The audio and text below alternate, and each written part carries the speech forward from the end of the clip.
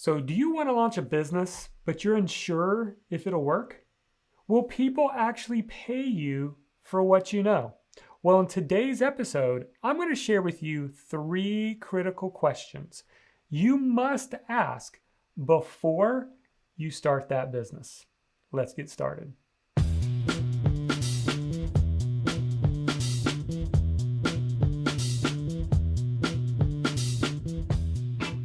Hey, Messenger, welcome to the Market Your Message show. I'm Jonathan Milligan, author of the book, Your Message Matters. And our goal here is simple. We want to help you rise above the noise and get paid for what you know. Now, in today's episode, I'm going to share with you three critical questions you must ask before you start that business. But first, before we do that, I want to make sure you know about our most popular, most downloaded guide called the Discover Your Message Blueprint. This is a 10-page guide that will walk you through step by step how to actually discover what business you should start in the first place. What are your unique gifts? Who's the audience that you should serve? And what problem are you going to solve? In this 10-page guide, it's going to walk you through some exercises and some insights on how to start your business right. All right, as we get into today's topic, let me start with a story. So Charity, my wife, has seen it all. She's been on the journey with me. At the time of this recording, we just celebrated our 22nd wedding anniversary. And she knew me when I was 19 years old, and I bought into a business. Even while I was in college and playing basketball in college, I bought into a business of selling air purifiers. Then I transitioned and said, no, I'm going to start an eBay business selling digital info. And then I ended up buying into selling home and garden products for wholesale through mail and order. I started trying to do that. How could I buy something for $5, sell it for 10? And then I started getting into, real estate is the route I should go. That's the business that I should have. And so I bought a piece of property. I fixed it up myself. And then I sold that for $12,000 profit. And the thing that I learned in the midst of that was I didn't want to be in real estate. But then I thought, well, maybe I just did the wrong kind of real estate. Maybe I should just have renters and have regular cash flow. So when I bought this house that I'm in right now, I kept my old house and put renters in it for a couple of years, only to a few years later sell it because I didn't want the headache of rentals. Okay, Jonathan, where are you going on all this? Can you see how much trying and doing things and trying to be an entrepreneur?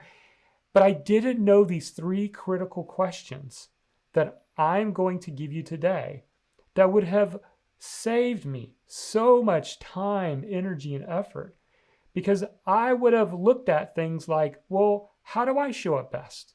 What are actually my unique skills? Who do I want to help? And what problem do I ultimately want to solve? And in my new book, Your Message Matters, one of the critical sections of the book is I talk about the Ignite Your Message framework. And let me show you what that looks like. So I use the example of starting a fire.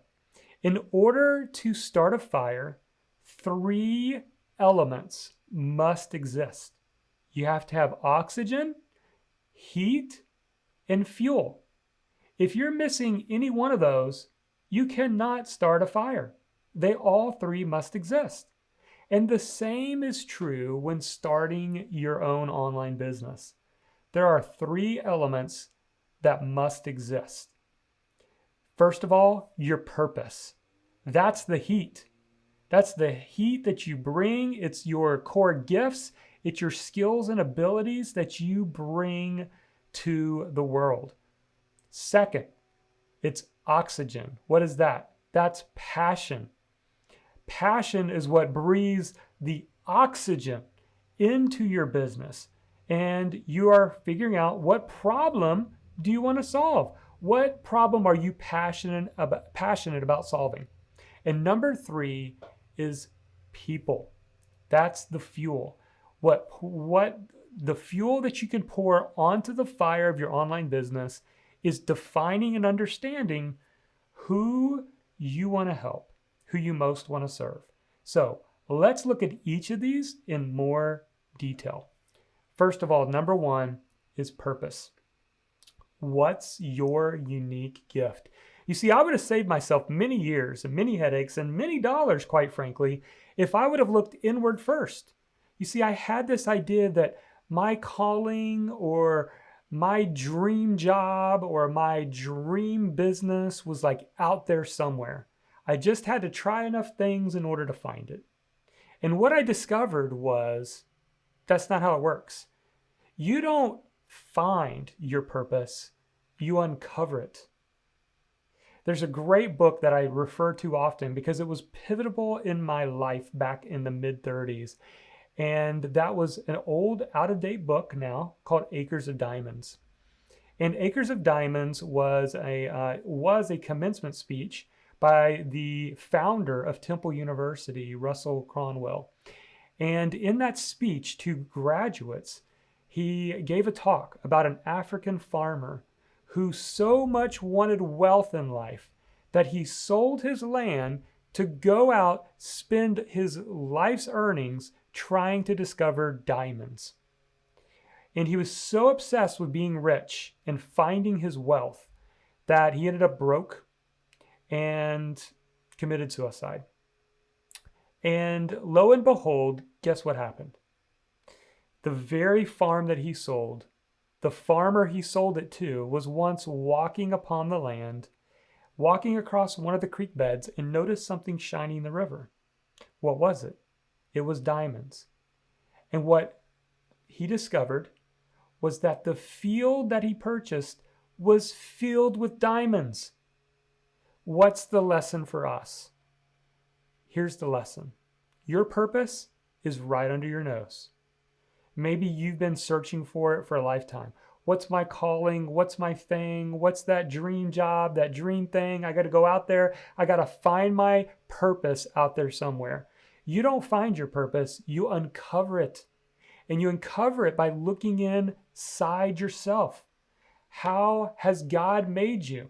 What unique gifts, abilities do you possess? And sometimes it's really hard for us to find that out ourselves. We have to get outside perspectives to help us to see where we show up best. Do you know how you show up best? Well, we walk through a process in something that I call the Discover Your Message Challenge. And it's basically 2 steps. And I talk about this in my book. Here's step 1. Can you describe how you show up best for others in just one word? Can you define it down to one word? When I did this and I asked people who knew me best, the one word that came back was the word resourceful. So even at the time, I didn't know how I was going to use my resourcefulness and turn it into a business, but I hung on to that word.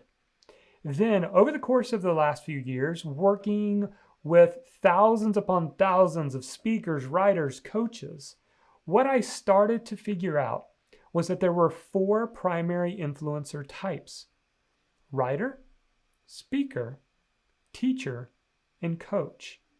And we have an assessment that we give everybody who goes through our challenge that helps them to identify their influencer type. And this is basically how you express your one word. So when I take this assessment, it's about 30 some questions. The thing that comes out on top for me is teacher. So when I combine those 2 ideas, how I show up best and how I best express my one word, I come up with resourceful teacher. And if you look at my business, you'll see how much this influences everything. What's allowed me to build 2 different online business brands has been me leaning into being a resourceful teacher. I can express being a resourceful teacher through creating online courses, through running a membership site, through hosting webinars, through doing a live stream show. All of those things allow me to be in the unique ability to teach others with what I've learned. And the same can be true for you. Do you know how you show up best? That's where you start. So here's the thing. When most people start a business, what do they look at? Opportunity. They look at potential income. What's the profit? Before they ever ask, wait a minute. It doesn't really matter how profitable it is, because what really matters is how I show up best. Because if I don't know how to run the business, or my skills, gifts, and abilities aren't being utilized in running that type of business, it doesn't really matter, does it? And so that's why we start with purpose. What's your unique gift? And that leads me to question number 2 that you must ask. And that's all about people. Who do you want to serve? Who do you want to serve? Now, I know you want to serve everybody, but when we try to help everyone, we end up helping no one because our message is too watered down. You see, the more specific you can be, the more powerful your communication becomes. And what I realized early on, and thankfully I discovered this, because I probably wouldn't be here right now speaking with you, and I probably would not have been able to run a full-time online business for the past 11 years if I hadn't discovered this one secret. And here's what it is. You've got to narrow down your focus to a specific audience. When I first started my very first blog, it was a career and life coach. I wanted to be a career and life coach for everyone. Luckily, I quickly discovered through a mentor that I needed to get more specific. And so what I did was I decided that I was going to focus on helping CPAs, accounting and finance professionals.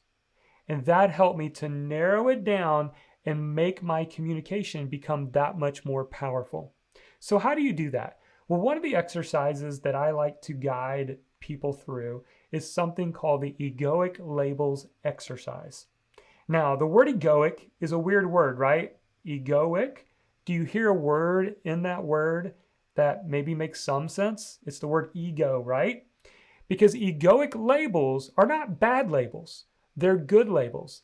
They're actually labels we use to describe ourselves. They're things that we like about ourselves.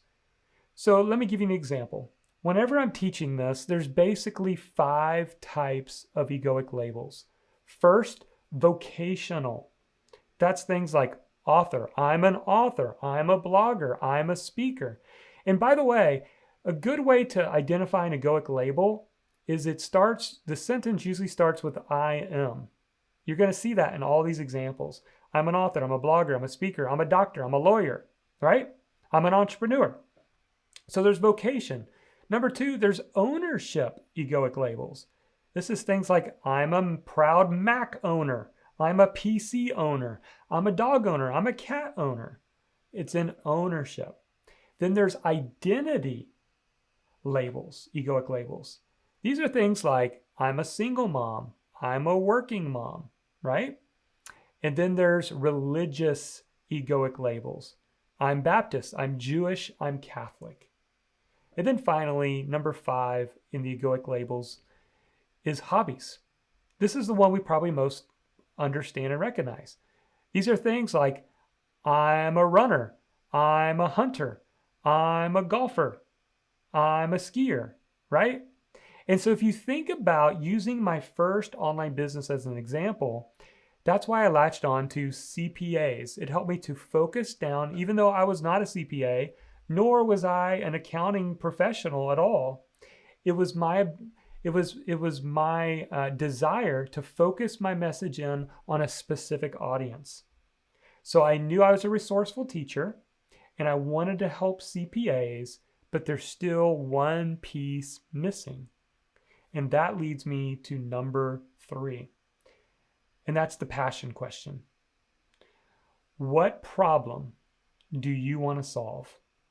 Now, here's the big misunderstanding when it comes to passion. Passion should not equal pressure. Okay? It's not about what passion are you going to give your life to? What is your life's passion? That is such a heavy question.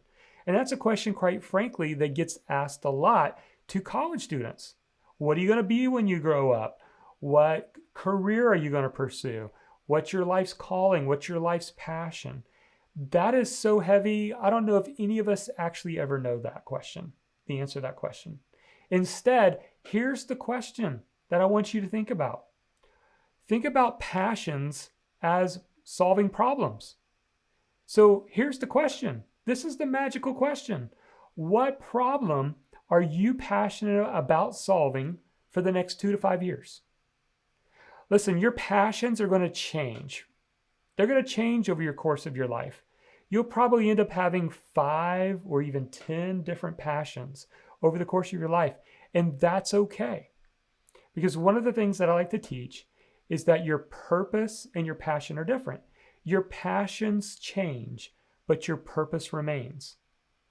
You see, I went from being a resourceful teacher to CPAs and accounting professionals, which I no longer fully do anymore. And I transitioned to starting a second business on helping messengers, people like you, writers, speakers, coaches, teachers, people who have a message that they want to build a business around. And guess what I did? My passion changed, but my purpose remained. Being a resourceful teacher doesn't ever change. Isn't it nice to know in a world where it seems like everything's changing, that there's something changeless about you? And when you identify what's changeless about you, it will help you to settle in on your purpose in life. And that it's okay if it changes where it gets focused. It might get focused here for a little while. Maybe you're passionate about solving this problem for a couple years. And then now I'm more passionate about solving that problem. And then now I'm more passionate about solving that problem. It's totally fine. You're not a wandering child. You're God's child who's been given a purpose to express their gift in many different scenarios. And so if we look at my example that I've been sharing today about my very first business, I decided not to try to solve all the problems of CPAs. I decided to focus on one problem: how to find a better job. My blog, all of my products, I had over 12 different income streams that all focused on solving one problem: how to find a better job. And that is what I want you to focus on. So here's where we bring this all together, okay? What I want you to do is begin thinking about how you can bring all this together. When I find out what's changeless about me, I know my purpose. That helps me, that grounds me, right? Then I've got to identify a specific audience and a specific problem. When you have all 3 of those, you've got a powerful focus and a powerful combination to ignite a fire in your business. So let me show you where the magic really happens. You can narrow all this down that I've shared with you today into a single sentence. And here it is. I help, and then put in your egoic label, to what's the problem you're trying to solve by using your purpose. So let me kind of use this as an example by using mine. I help messengers, that's writers, speakers, coaches, to rise above the noise and get their message heard. That's the problem I'm focused on helping them solve by being a resourceful teacher. Can you begin to see how powerful it can be when you've got that type of focus? You see, the problem most of us suffer with today is not having enough options, right? We don't suffer from a lack of options. We suffer from having too many. And what this does, by getting it down to a single sentence, more than just saying who you're going to help, how you're going to help them, and what you're going to help them with, it's saying all the stuff that you're not going to do, all the things that you're going to let go of. And instead, you're focused for the next 2 to 5 years on helping solve a specific problem for specific people using your unique gift. I hope that helps. And I hope that fires you up to get out there and get your message heard and build an amazing business. Well, as we wrap this up, if you're like Jonathan, I love this, I want to learn more, we actually go in more depth in all three of these: people, purpose, and passion. And you can get that by going to marketyourmessage.com/discover. This 10-page guide will walk you through more additional exercises and steps to help you get started. Well, that's it for this episode. Did you enjoy it? If so, would you take a moment, like, share, or subscribe, or even review our show? And also, what topics would you like for me to cover in future episodes? Let me know. But until then, never forget, your message matters.